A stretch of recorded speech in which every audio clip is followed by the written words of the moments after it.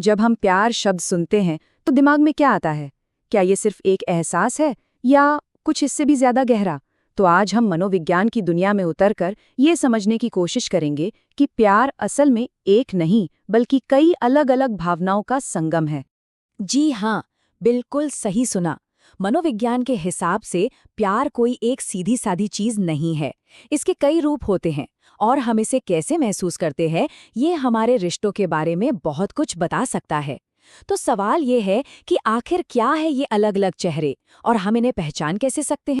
किसी भी तरह के प्यार को समझने की जो सबसे बड़ी कुंजी है, वो है उसकी वजह। मतलब ये जो आकर्षण है वो आखिर पैदा कहाँ से हो रहा है? क्या ये किसी की बाहरी खूबसूरती है या कोई इमोशनल कनेक्शन है या फिर कुछ और भी गहरा? यही क्यों हमें प्यार के असली रूप तक ले जाए। तो सबसे पहले बात करते हैं प्यार के उस लेवल की जो सबसे आम है। ये वो प्यार है जिसके बारे में हम अक्सर फिल्मों और गानों में सुनते हैं। वो आकर्षण जो किसी के बाहरी गुणों को देखकर या सुनकर पैदा होता है। तो अगर कोई किसी की आंखों या मुस्कान पर फिदा है तो मनोविज्ञान इसे मोह यानी इन्फैचुएशन कहता है।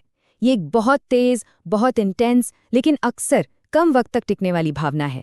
वहीं दूसरी तरफ अगर कोई किसी के दिमाग, उसकी बातों या हाजिर जवाबी का कायल है तो ये है प्रशंसा यानी एडमिरेशन।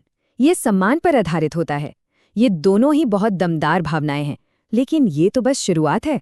अच्छा, तो ये तो हो गई बाहरी आकर्षण की बात। अब थोड़ा और गहराई में उतरते हैं।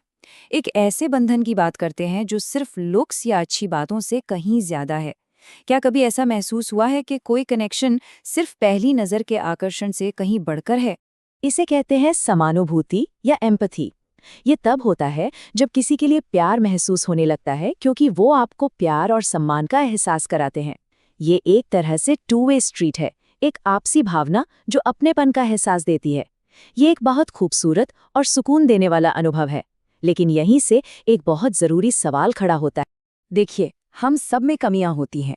हमारे व्यक्तित्व के कुछ ऐसे हिस्से होते हैं जिन पर हमें शायद नाज न हो। तो सवाल ये उठता है कि प्यार इन कमियों के साथ कैसे डील करता है? क्या प्यार सिर्फ अच्छी चीजों के लिए ही होता है? सोचने वाली बातें हैं ना? और यहीं पर आती है सच्ची स्वीकृति। इसका मतलब है किसी को उसकी कमियों और कमजोरियों के साथ प्यार करना, न कि उनके बावजूद। ये किसी को ठीक वैसा ही अपनाना है जैसा वो असल में है, बिना उन्हें बदलने की कोशिश किए।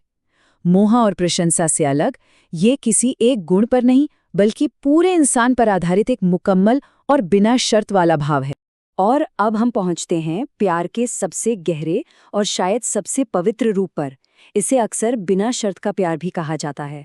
ये वो प्यार है जो किसी वजह या किसी तर्क पर आधारित नहीं होता, जो किसी भी बाहरी चीज से प्रभावित नहीं होता। तो ये सारी बातें हमें लाकर खड़ा कर देती हैं एक सवाल के सामने, तुम मुझसे प्यार क्यों करते हो? जरा एक पल रुककर सोचिए, अगर कोई आपसे ये सवाल करे तो क्या जवाब होगा? क्या कोई वजह दी जा सकती है? इस विश्लेषण का सार ये है कि शायद सबसे गहरा प्यार वही है जिसकी कोई वजह नहीं बताई जा सकती। ये किसी तर्क या कारण पे नहीं टिका होता, ये बस होता है। तो ये सब जानने के बाद प्यार के मायने क्या हैं? ये एक ऐसा सवाल है जिसका जवाब हर किसी को खुद ही तलाशना होता है।